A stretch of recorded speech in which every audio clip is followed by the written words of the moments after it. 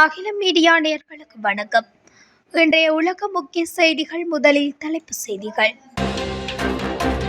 சிகாகோவிற்கு 300 பாதுகாப்பு வீரர்களை அனுப்புவதற்கு ட்ரம்ப் அனுமதி. நேபாளத்தில் கனமழை, 47 பேர் உயிரிழப்பு. நாணயத்தில் ட்ரம்பின் உருவப்படம் பொறிப்பு. உக்ரைனில் தொடர்ந்து ரஷ்ய ராணுவத்தின் கொடூர தாக்குதல், கொந்தளித்த ஜெலன்ஸ்கி. மான்ட்ரியலில் இடம்பெற்ற துப்பாக்கிச் சூட்டில் 2 பலி. ஆஸ்திரேலிய பிரதமருக்கு கொலை மிரட்டல்.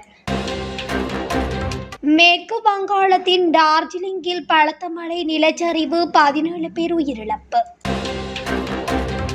ஏமனில் ஏவுகணை தாக்குதல், இஸ்ரேல் விமான நிலையத்துக்கு ஏற்பட்டுள்ள சேதம். ஏவுகணைகள் மூலம் முக்கிய இஸ்ரேலிய இலக்குகளை தாக்கிய ஏமன். இந்தோனேசியாவில் மதப்பள்ளி இடிந்து விபத்து, பலி எண்ணிக்கை 36 உயர்வு. டெல்லவிவ் நகரில் திடீரென கூடிய மக்கள் வலுக்கும் இருதரப்பு அச்சம். தொடர்பான விரிவான செய்திகள். அமெரிக்க ஜனாதிபதி டொனால்ட் ட்ரம்ப் சிகாகோவிற்கு 300 தேசிய காவல்படை வீரர்களை அனுப்புவதற்கு அங்கீகாரம் அளித்துள்ளார். இருப்பினும் இல்லியானஸ் ஆளுநர் ஜே.பி. பிரிட்ஸ்கர் அமெரிக்க ஜனாதிபதி டொனால்ட் ட்ரம்ப் ஒரு நெருக்கடியை உருவாக்க முயற்சிப்பதாக கூறியுள்ளார். கடந்த 2 ஆண்டுகளில் சிகாகோவில் வன்முறை குற்றங்கள் கணிசமாக குறைந்துள்ளன. மேலும் அமெரிக்க குற்றவியல் நீதி கவுன்சிலின் கூற்றுப்படி ஜனவரி மற்றும் ஜூன் மாதங்களுக்கு இடையிலான கொலை விகிதம் முந்தைய ஆண்டை விட 1/3 பங்கு குறைந்துள்ளதாக வெளிநாட்டு ஊடகங்கள் செய்தி வெளியிட்டுள்ளன. நேபாளத்தில் தொடர்ந்து பெய்து வரும் கனமழை காரணமாக ஏற்பட்ட மண் சரிவில் சிக்கி இதுவரை 47 பேர் உயிரிழந்துள்ளனர். வீதிகள் சேதமடைந்ததால் போக்குவரத்து பெரிதும் பாதிக்கப்பட்டுள்ளது. மீட்பு பணிகளுக்காக நேபாள ராணுவம் ஹெலிகாப்டரை அனுப்பியுள்ளது. பாதிக்கப்பட்ட பகுதிகளில் இருந்து ஏராளமானோரை ராணுவத்தினர் மீட்டு பாதுகாப்பான இடங்களில் தங்க வைத்திருக்கின்றனர். இருப்பினும் மோசமான வானிலை காரணமாக தொடர்ந்து கனமழை பெய்து வருவதால் மீட்பு நடவடிக்கைகள் தடைப்பட்டுள்ளன. இதேவேளை மேலும் பலர் மண்ணில் புதையுண்டதாகவும் அஞ்சப்படுகிறது. இதனால் பலி எண்ணிக்கை அதிகரிக்க வாய்ப்புள்ளது என மீட்பு படையினர் தெரிவித்தனர். அமெரிக்காவின் 250வது சுதந்திர தினத்தை குறைக்கும் வகையில் ஜனாதிபதி டொனால்ட் ட்ரம்பின் உருவப்படம் கொண்ட நினைவு நாணயத்தை வெளியிட அமெரிக்க கருவூலத்துறை முடிவு செய்துள்ளது. இந்த நினைவு நாணயத்தின் ஒரு பக்கத்தில் ஜனாதிபதி ட்ரம்பின் சுயவிவரம் பொறிக்கப்பட்டுள்ளது என்று வெளிநாட்டு ஊடகங்கள் செய்தி வெளியிட்டுள்ளன. உக்ரைனில் பயணியர் தொடருந்தின் மீது ரஷ்ய ராணுவம் தாக்குதல் மேற்கொண்டுள்ளதாக அந்நாட்டு ஊடகங்கள் செய்தி வெளியிட்டுள்ளன. குறித்த ட்ரோன் தாக்குதலில் 30 பேர் உயிரிழந்துள்ளதாக தெரிவிக்கப்படுகின்றது.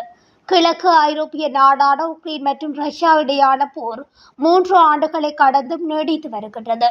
இந்த நிலையில் உக்ரைனின் சுமி பகுதியில் உள்ள கோட்ஸ்கா தொடர்ந்த நிலையத்தை குறிவைத்து ரஷ்ய ராணுவம் ட்ரோன் தாக்குதல் நடத்தியுள்ளது. கீவ் நகருக்கு சென்று கொண்டிருந்த பயணியர் தொடர்ந்து மீது நடத்தப்பட்ட இந்த தாக்குதலில் 30 பேர் உயிரிழந்துள்ளனர். இதையடுத்து உடனடியாக அங்கு மீட்பு படையினரும் மற்றும் வைத்தியர்களும் அனுப்பி வைக்கப்பட்டுள்ளனர். ரஷ்யாவின் இந்த செயலை காட்டு மிராண்டித்தனம் என உக்ரைன் ஜனாதிபதி ஜெலன்ஸ்கி விமர்சித்துள்ளார். பொதுமக்கள் பாதிக்கப்படுவர் என்பதை அறிந்தும் தாக்குதல் நடத்துவது பயங்கரவாதம் மற்றும் உலகம் இதை புறக்கணிக்க கூடாது எனவும் அவர் தெரிவித்துள்ளமை குறிப்பிடத்தக்கது. கனடாவின் மான்ட்ரியால் நகரில் உள்ள பிளாட்டோ பகுதியில் இயங்கிக் கொண்டிருந்த ஒரு மதுபான சாலை வளாகத்தில் துப்பாக்கிச் சூட்டு சம்பவம் இடம்பெற்றுள்ளது. இதில் 2 ஆண்கள் உயிரிழந்துள்ளதாக போலீசார் தெரிவித்துள்ளனர். மான்ட்ரியால் அவென்யூ மற்றும் லெவல் அவென்யூ சந்திப்பில் உள்ள MR 250 பார்லோங் பகுதியில் துப்பாக்கிச் சூட்டு சம்பவம் இடம்பெற்றுள்ளது. போலீசார் சம்பவ இடத்துக்கு விரைந்த போது 2 ஆண்கள் துப்பாக்கிச் சூட்டில் பலியான நிலையில் கண்டுபிடிக்கப்பட்டனர். இது ஒரு கொலைக்கு பிறகு நடந்த தற்கொலை சம்பவம் என விசாரணையில் உறுதி செய்யப்பட்டுள்ளது என போலீசார் தெரிவித்தனர். கொலை செய்யப்பட்டவர் 40 வயதுடையவர் எனவும் தற்கொலை செய்து கொண்டவர் 30 வயதுடையவர் எனவும் கூறப்பட்டுள்ளது. இந்த துயரமான சம்பவத்தின் பின்னணி காரணம் இதுவரை வெளிவரவில்லை. ஆஸ்திரேலிய பிரதமர் அந்தோனி அல்பானிஸுக்கு சமூக ஊடகங்களில் கொலை மிரட்டல் விடுத்தவர் கைது செய்யப்பட்டுள்ளார். பிரிஸ்பேனின் மார்டன் விரிகுடாவில் உள்ள ஒரு வீட்டில் வைத்து மிரட்டல் விடுத்த நபர் கைது செய்யப்பட்டார். ஆஸ்திரேலிய கூட்டாட்சி போலீஸ் அதிகாரிகள் நேற்று காலை செயல்படுத்திய தேடுதல் பிடியாணையில் சந்தேக நபர் அடையாளம் காணப்பட்டார். அல்பானிஸுக்கு எதிராக கொலை மிரட்டல் விடுக்க ஹரேஜ் சேவையை பயன்படுத்தியதாகவும் அவர் மீது குற்றம் சாட்டப்பட்டது. சந்தேக நபர் பிரிஸ்பேன் நீதவான் நீதிமன்றத்தில் ஆஜர்படுத்தப்படவிருந்தார். சம்பவம் தொடர்பான விசாரணைகள் தொடர்ந்து நடைபெற்று வருவதாக தெரிய வந்துள்ளது. இந்த குற்றத்துக்கு அதிகபட்சமாக 10 ஆண்டுகள் சிறை தண்டனை விதிக்கப்படும் என எதிர்பார்க்கப்படுகிறது. மேற்கு வங்காள மாநிலத்தில் இமயமலைக்கு உட்பட்ட டார்ஜிலிங், கலிம்போங், கூச் பெகார், ஜல்பைகுரி மற்றும் அலிப்புர்துவார் ஆகிய மாவட்டங்களில் பலத்த மழை பெய்து வருகிறது. இதனால் பல இடங்களில் நிலச்சரிவுகள் ஏற்பட்டன. கனமழை நிலச்சரிவால் டார்ஜிலிங் மாவட்டத்தில் மெரிக் குர்ஜியோங்கின் மாவட்ட நகரங்கள் மற்றும் சுற்றுலா தலங்களை இணைக்கும் துடியா இரும்பு பாலமும் இடிந்து விழுந்துள்ளது. நிலச்சரிவு மற்றும் பாலம் இடிந்து விழுந்ததில் 17 பேர் பலியானார்கள். உயிரிழப்பு சம்பவம் அந்த பகுதியில் பெரும் சோகத்தை ஏற்படுத்தியுள்ளது. இதைத் தொடர்ந்து டார்ஜிலிங்கில் உள்ள டைகர் ஹில் மற்றும் ராக் கார்டன் உள்ளிட்ட சுற்றுலா தலங்களை மூட மாவட்ட நிர்வாகம் உத்தரவிட்டுள்ளது. பலியானவர்களின் உடல்களை மீட்கும் பணி தீவிரமாக நடைபெற்று வருகிறது. பாதிக்கப்பட்ட மக்களை மீட்கும் பணியும் முழுவீச்சில் நடைபெற்று வருகிறது. மலைப்பகுதி மாவட்டங்களில் இரவு முழுவதும் இடைவிடாமல் பெய்து வரும் பலத்த மழையால் அண்டை மாவட்டமான ஜல்பைகுரியின் பல்பஜாரில் வெள்ளப்பெருக்கம் ஏற்பட்டது. மேற்கு வங்காளம், சிக்கிமை இணைக்கும் சாலை மற்றும் சிலிகுரியை இணைக்கும் சாலை உள்ளிட்ட முக்கிய சாலைகளும் நிலச்சரிவால் துண்டிக்கப்பட்டன. துர்கா பூஜைக்காக ஏராளமான சுற்றுலா பயணிகள் டார்ஜிலிங் சென்றுள்ளனர். கனமழை மற்றும் நிலச்சரிவால் அவர்கள் பரிதவிக்கிறார்கள். அவர்களை மீட்கும் பணியும் தீவிரப்படுத்தப்பட்டுள்ளது. ஞாயிற்றுக்கிழமை காலை அரபு மற்றும் இஸ்ரேலிய ஊடகங்கள் ஏமனில் இருந்து ஆக்கிரமிக்கப்பட்ட பாலஸ்தீன பகுதிகளை நோக்கி ஏவுகணை ஏவப்பட்டதாகவும் இதனால் பென்குரியன் விமான நிலைய நடவடிக்கை நிறுத்தப்பட்டதாகவும் செய்திகள் வெளியாகியுள்ளன. ஏமனில் இருந்து ஏவுகணை ஏவப்படத்தை கண்டறிந்ததாக இஸ்ரேலிய ராணுவம் அறிவித்துள்ளது. அதே நேரத்தில் ஏவுகணை தாக்குதலை தொடர்ந்து பல பகுதிகளில் சைரன்கள் ஒலிக்கப்பட்டதாகவும் சியோனிச ஆட்சியின் ஊடகங்கள் செய்தி வெளியிட்டன. அத்துடன் இந்த சைரன்களினால் விமான நிலையத்தில் உள்ள இஸ்ரேலியர்கள் ஓட்டம் பிடித்ததாகவும் கூறப்படுகிறது. ஏமனில் இருந்து ஏவுகணை ஏவப்பட்டதை தொடர்ந்து பென்குரியன் விமான நிலையத்தின் வான்வழி தற்காலிகமாக மூடப்பட்டுள்ளதாகவும் விமானங்கள் நிறுத்தப்பட்டதாகவும் இஸ்ரேல் அறிவித்துள்ளது.